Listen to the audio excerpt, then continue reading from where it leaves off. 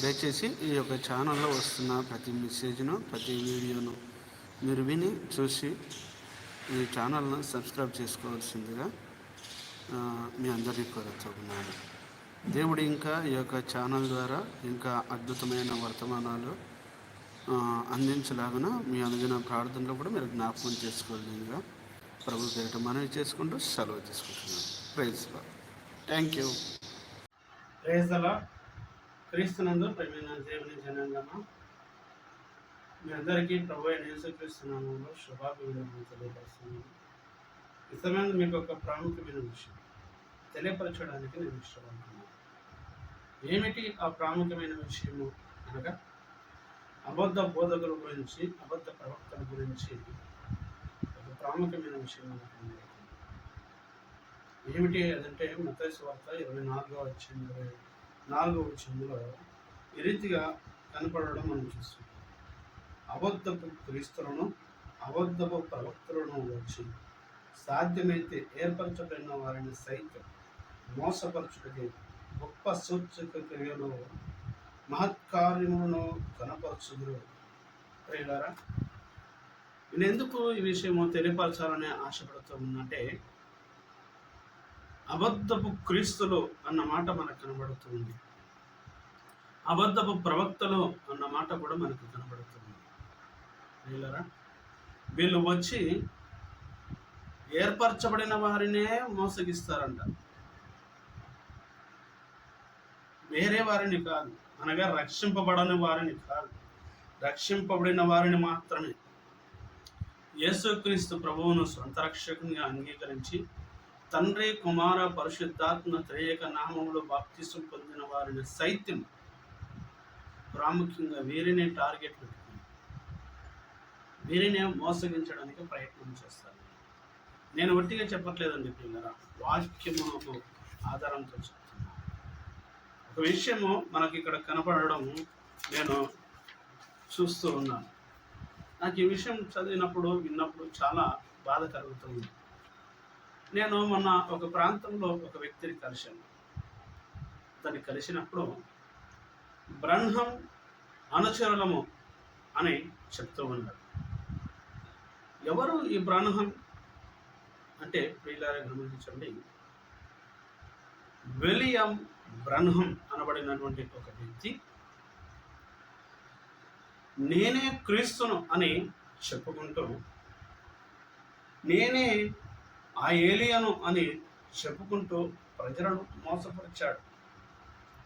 1906వ సంవత్సరంలో తాను జన్మించినప్పుడు, ప్రియులారా గమనించండి, 1906వ సంవత్సరంలో తాను 1909వ సంవత్సరంలో జన్మించి 65వ సంవత్సరంలో చనిపోయాడు.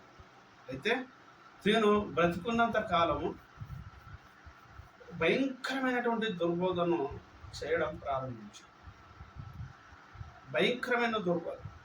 ఏమిటి ఆ దుర్బోధ అంటే, మలాకి గ్రంథంలో రాయబడిన 4వ అధ్యాయంలో మనం గమనిస్తే, ఏలియా మీ మధ్యకి వస్తాడన్న విషయం మనకు కనబడుతుంది. ఏలియా, ఆ ఏలియాను నేనే అని ప్రకటన గ్రంథం 3వ అధ్యాయంలో గమనిస్తే 7వ దూత వస్తాడన్న విషయం కూడా కనబడుతుంది. ఆ 7వ దూతను నేనే అని చెప్పి ప్రజలను భయంకరంగా మోసగించాడు.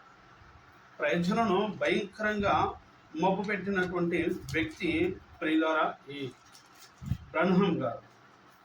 ఈ బ్రన్హం గారు, ప్రియులారా గమనించండి, చాలా ప్రమాదకరమైనటువంటి విషయాలు కనపరిచిన విధానము మనకు చూపడం మనం చూస్తుంటాం. ఒకసారి నేను మలాకి గ్రంథం 4వ అధ్యాయము 5వ వచనం చదువుతున్నాను, గమనించండి.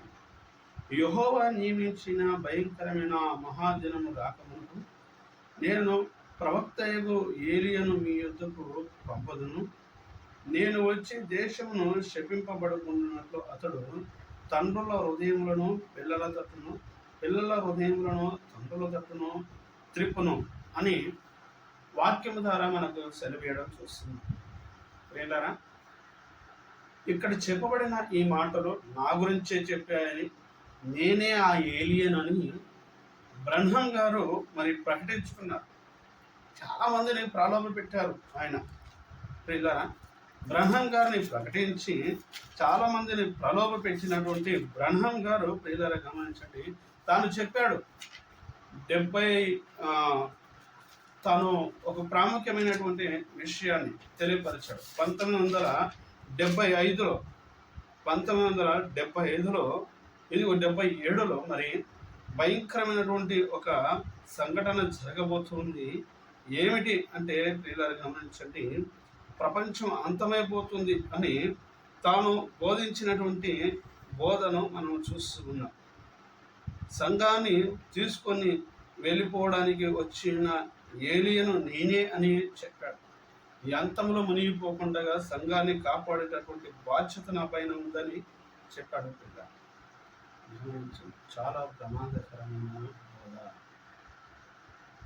మార్కు గారు అనేటువంటి ఒక వ్యక్తి ఈరోజు చెప్తూ ఉన్నాడు, మీరు చూస్తూ ఉంటున్నారు గత కొన్ని రోజులుగా యూట్యూబ్ ఛానల్.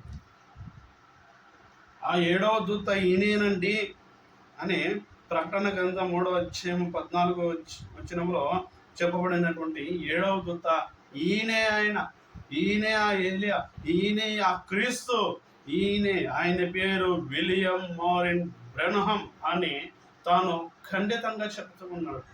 ఈయనను నమ్మిన వాడే, ఈయనను విశ్వసించిన వాడే, బ్రహ్మం గారిని పరిపూర్ణంగా నమ్మినవాడు మాత్రమే పరలోక రాజ్యము చేరతాడు అన్న విషయము చాలా స్పష్టంగా చెప్తూ ఉన్నాడు. ప్రియులారా గమనించండి, భయంకరమైనటువంటి దుర్బోధనండి. ప్రియులారా, ఈ దుర్బోధలో కనుక నమ్మినట్లయితే ప్రియులారా గమనించండి, దేవునికి దూరస్థం అయిపోయి దేవుని నుండి తొలగిపోయే వారముగా ఇదిగో మనం మిగిలిపోతున్నాం. కనుక ఈ విషయం ప్రతి క్రైస్తవుడు కూడా గుర్తించాలని నేను మీకు తెలియపరుస్తున్నాను. ఈయన చెప్పాడు 1977లో నేను సంఘాన్ని తీసుకొని వెళ్ళిపోతానని చెప్పాడు.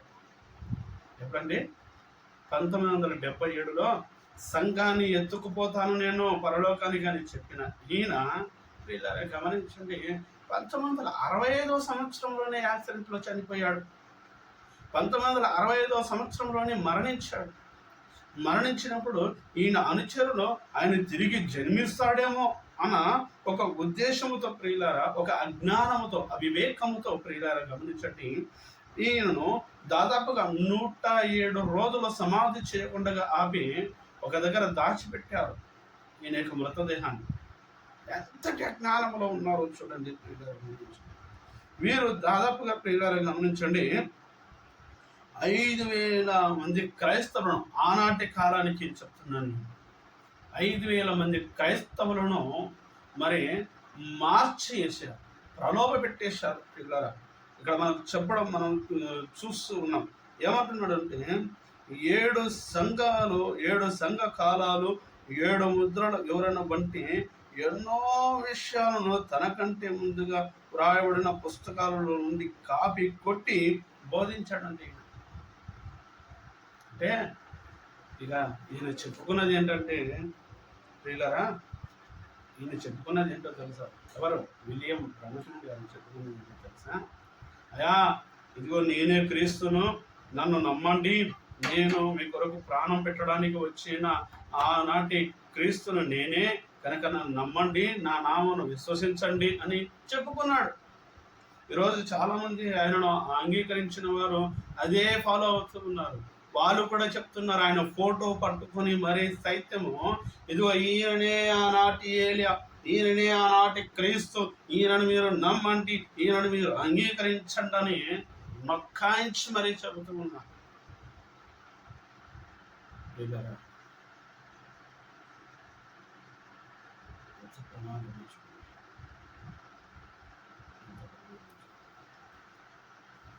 వాక్యము మనకి ఏ రీతిగా చెప్పడం మనం చూస్తున్నాం. వాక్యం మనకి ఏ రీతిగా బోధించడం మనం చూస్తున్నాం. గలతీయులకు రాసినటువంటి పత్రిక, గలతీయులకు రాసిన పత్రిక 1వ అధ్యాయము 1వ అధ్యాయము నేను చదువుతాను. అక్కడ ప్రాముఖ్యమైనటువంటి విషయం పౌలు గారు చెప్పడము మనం గమనిస్తూ ఉంటాం. భిన్నమైనటువంటి సువార్త గురించి చెప్తూ ఉన్నాడు. 6వ వచనం నుంచి గమనించండి. క్రీస్తు కృపను బట్టి మిమ్మను పిలిచిన వారిని విడిచి భిన్నమైన సువార్త తట్టుకు మీరు త్వరగా తిరిగిపోవడం చూడగా నాకు ఆశ్చర్యమగుచున్నది. నిజమే, ఈ రోజుల్లో చాలా మంది క్రీస్తు సువార్తను విడిచిపెట్టి భిన్నమైన సువార్తకు పరుగులు పెడుతున్నారు. దొంగ ఆ సువార్త తట్టు, దొంగ బోధకుల తట్టు పరుగులు పెడుతున్నారు.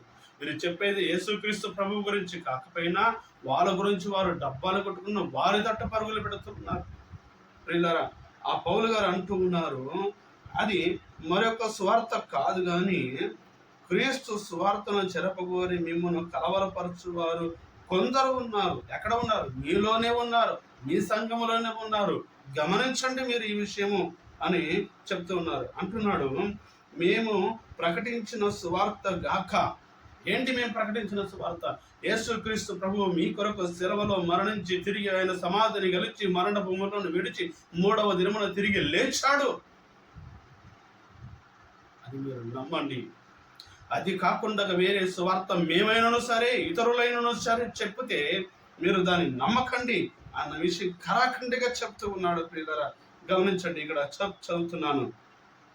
మేము మీకు ప్రకటించిన సువార్త గాక మరి యొక్క సువార్తను మేమైనను పరలోకము నుండి వచ్చిన యొక్క దూతైనను మీకు ప్రకటించిన యెడల అతడు శాపగ్రస్తుడగును. గమనించండి, భయంకరమైన వార్త.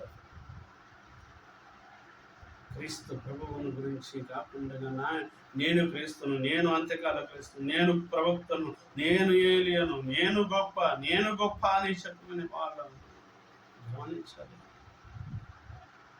బ్రహ్మం గారు అదే మాట, నేనే గొప్ప, నేనే ఏలియను, నేనే ఆ 7వ దూతను అని చెప్పాడు.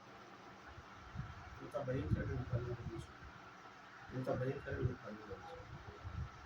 అందుకే అంటున్నాను, బిడ్డ, మీరు గ్రహించండి, ఏది సత్యమో మీరు అది వాక్యము చదివితేనే మీకు అర్థమవుతుంది.